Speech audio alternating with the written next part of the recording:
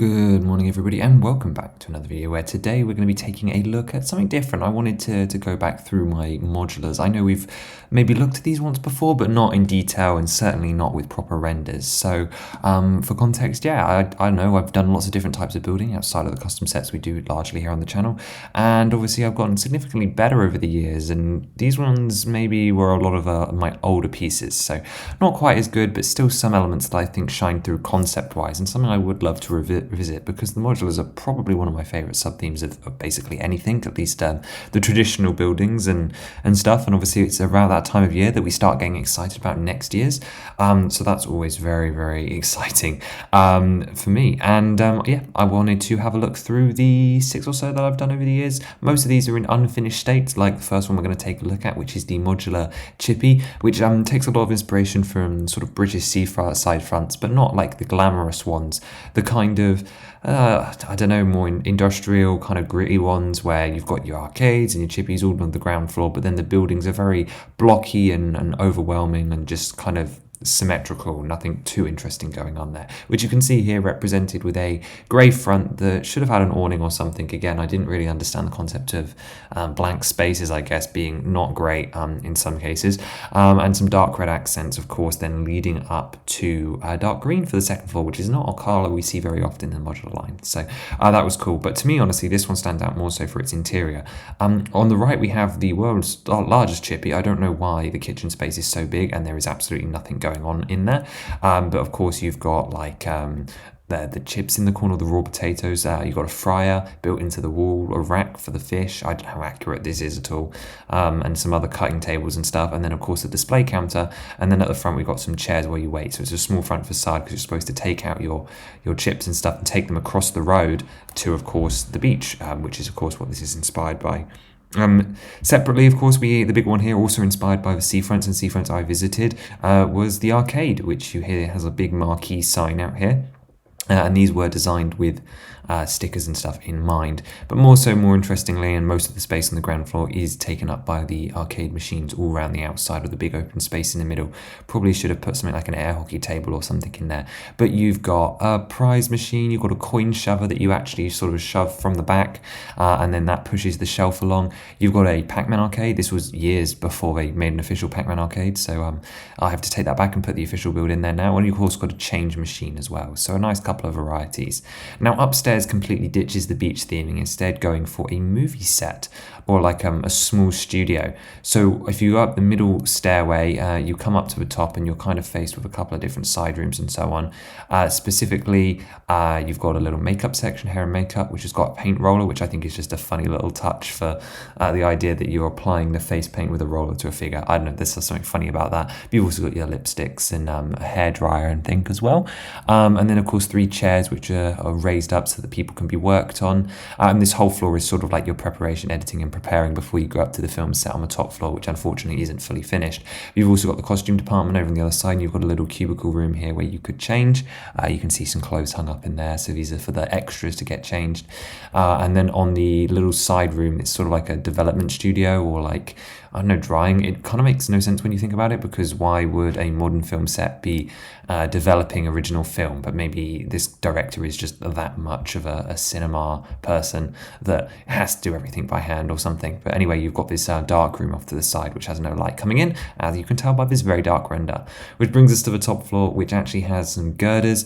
This were to like sort of lower blinds down to block out the light, because I realized the movie set might not want all this natural light coming through, instead opting for the studio lights, which you can see on the gird here. So I built in this really unnecessary feature of having these white garage door panels be able to fold down up above and then down to the sides, which could almost be like a set folding down, but yeah, was intended to be, oh, the doors are being blocked.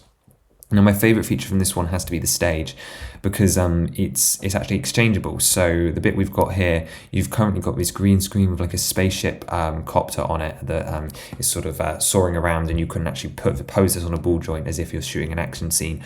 But you can actually take off the green screen and replace it with a road to have maybe like a cityscape. My mind goes to the Series 5 Lizard Man and filming some sort of Godzilla scene here. So yeah, I really wanted this to be interchangeable when I was designing it back in the day, and you've actually got extra backdrops which are palmed off to the side, and there would have been more details like that up here. So a little fun upstairs, but not really anything special.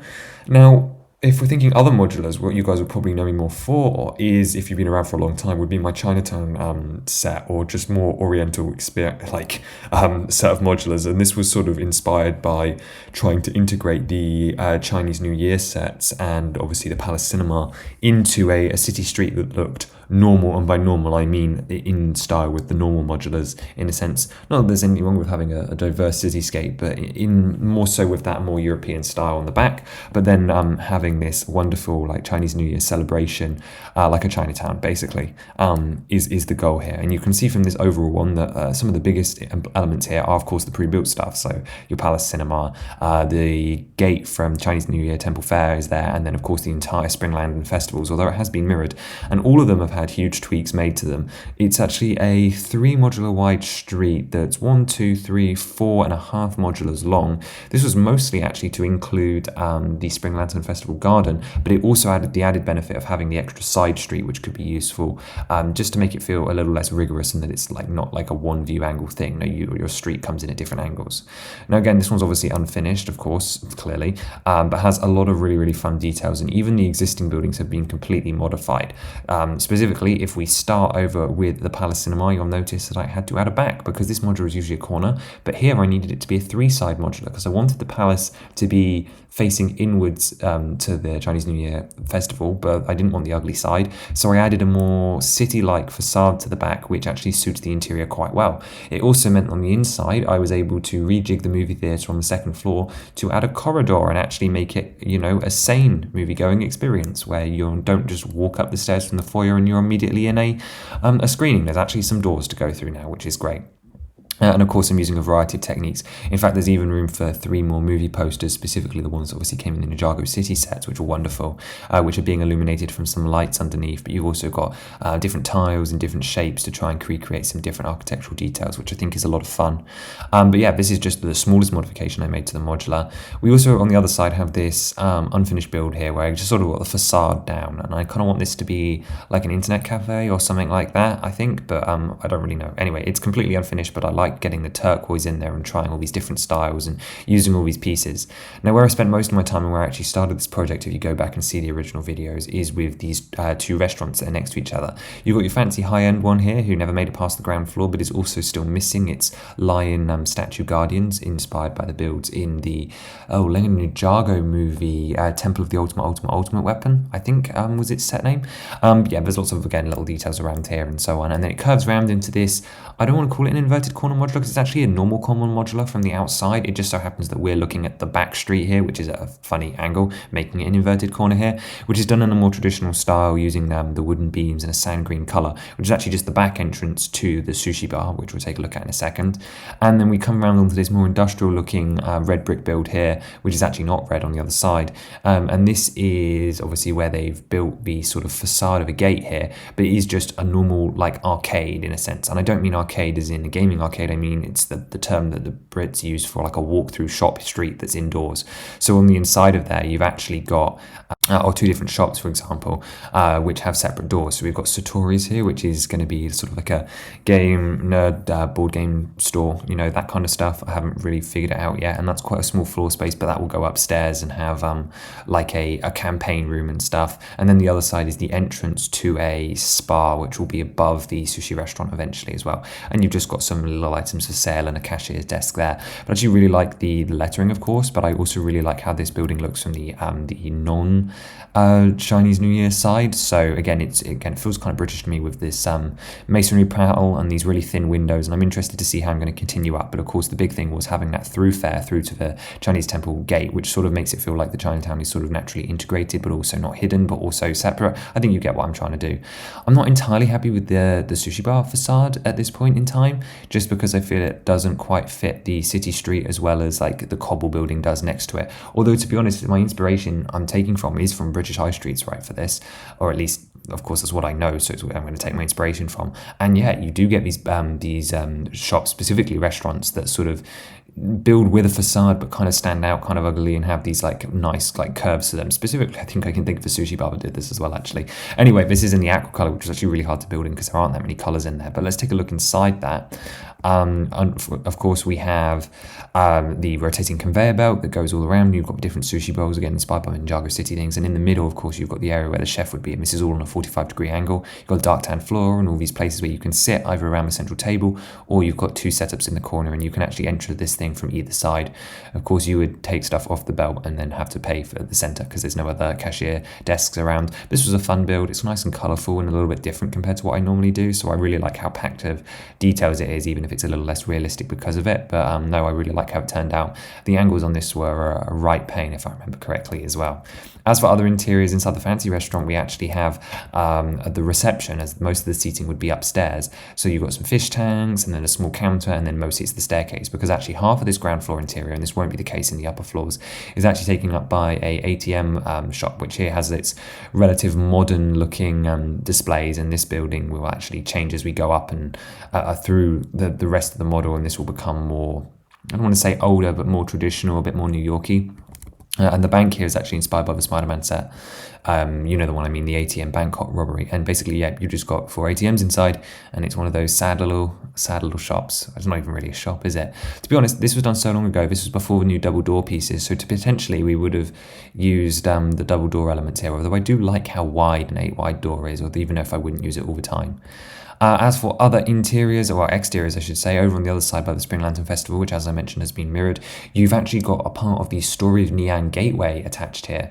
And this is just supposed to be, like another temple facade that's been sort of stuck on, or was here originally maybe, and the building's been built around it. But obviously it doesn't go anywhere, it's just here, and it adds an extra level of detail. It makes things nice and cramped, which is what I associate with these little back alleys. And then of course you've got the park opposite. I chose to mirror it so that the path would bend around the corner, because actually having an alleyway on the outside of this section is more important to me than having a tiled modular street that butts up against what will be another building, where unfortunately there is a gap right now, although I do have a rough design for what I want to do. And then this middle building I've only just started, and this was recently I came back to it, and again I was inspired by a industrial is the wrong word, but very like corporate, like company office that's just for renting out spaces, rented office spaces, and that's not what this is going to be used for. But that was where my inspiration came from. So you can actually see that with the windows and book paints that are being held above doorways and stuff to create a glass awning. But then you've got this very industrial looking texture, and these 1x2 grill plates on this side as well in sand blue on the upper layers to create this texture. And I really like how this one's turning out, and it's going to look grungy, because this other side of the street is going to be slightly less well kept than the other side. It's still going to be pretty, and I'm still going to add some flowers and different details and so on. And of course they will have banners going all over the place, but I will also want this to feel a little bit more of your working shops rather than your tourist locations or like entertainment guest services kind of deal. So that's kind of the plan for this other side, and I really like how that's turning out. Again, I think building this more recently is actually helping me a lot, because it's I've gotten better, shockingly, when you do something for so long. But yeah, that is the biggest of the modular builds, but we do also have some smaller ones too. I have plenty of unfinished, but to be honest, those are the two big ones. However, don't go away anywhere yet, because some of you on my channel may have seen this one, which is actually my take on a city supermarket. So this one isn't specifically a modular, but it was designed to sit in the modular city system, and basically was what I was dreaming of when we announced we were getting a city grocery store back in 2022. And I made a whole video saying, oh, this is a missed opportunity, because as much as I like the idea of doing organic food store, it was just so limited in what they put in it. So I never finished it because I didn't have time before the set came out, but one day I'd like to go back and finish this and see if I can make the supermarket that I always dreamed we'd get. So you've got some road plates here. That white tile in the middle is just to represent the zebra crossing that would have gone across. You've got an electric charging port around the side. You've got a picnic bench and what would be a tree in a little small park area, which is really, really cute. You've got a bike rack out front, because I did want to promote clean travel with your EV car as well. And then on the inside, I really didn't start anything, but yeah, I was laying out a jumper tile so you could remove things. And I really like this color scheme for a supermarket for some reason. It's not like inspired by any specific brand, but I just think that the dark azure and the white and the masonry goes really well together. So I really like looking at this now again. I haven't thought about it in a while. I would really like to revisit this. I think it could be a lot of fun. So yeah, maybe again I will do that at some point, because I think this mock has a lot of potential, and obviously I still need a supermarket because I didn't buy that grocery store because I was not happy enough with it. As for other remocks, we actually have this one, which most of you won't know. This is the 2019 Friends Italian Restaurant, which is a set I would have loved to have gotten. one of the first sets that really showed how Friends was just killing it in every way. And I wanted to see if there, with 1 copy or 2 copy, you could make a sort of more modular building, or at least a smaller, more complete city building. And plenty of people have done this.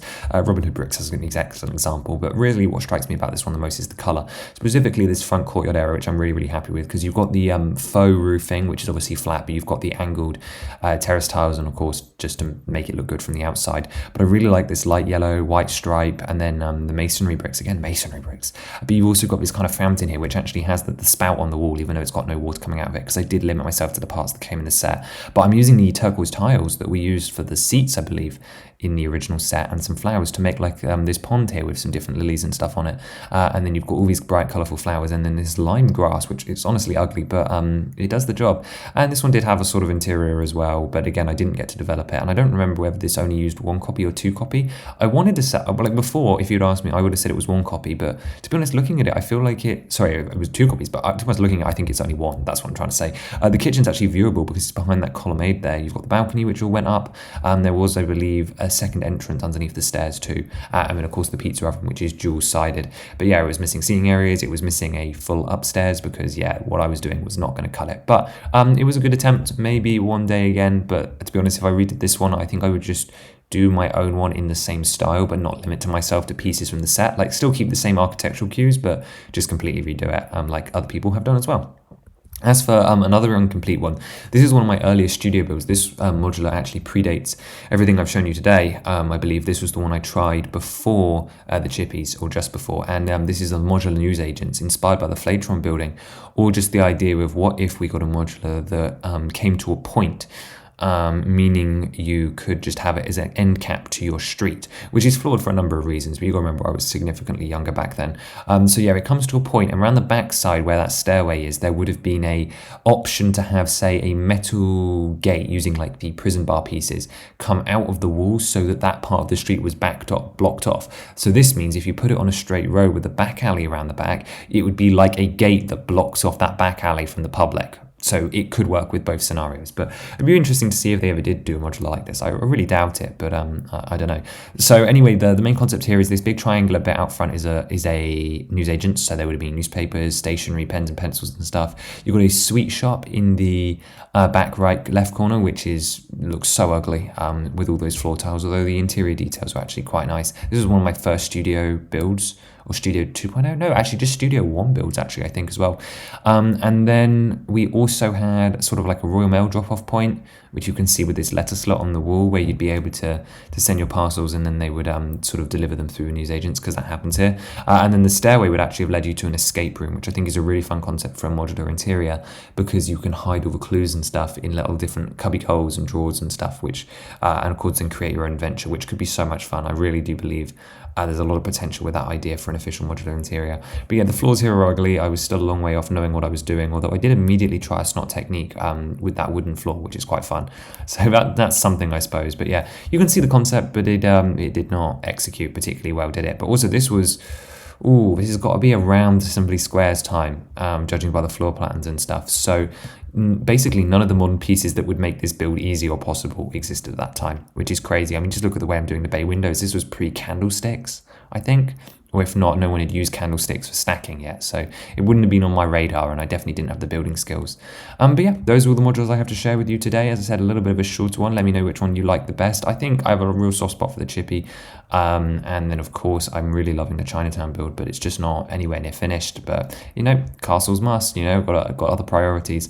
I would like to go back and specifically finish that supermarket, though. I think I might put that on the calendar for next year, so that we can actually say we finished one of these projects. But yeah, let me know what you thought, and if you'd like to see any of these back on the channel again. And thank you for bearing with me talking about other random stuff, and I will see you again very, very soon. Take care and have a wonderful rest of your day. Bye bye.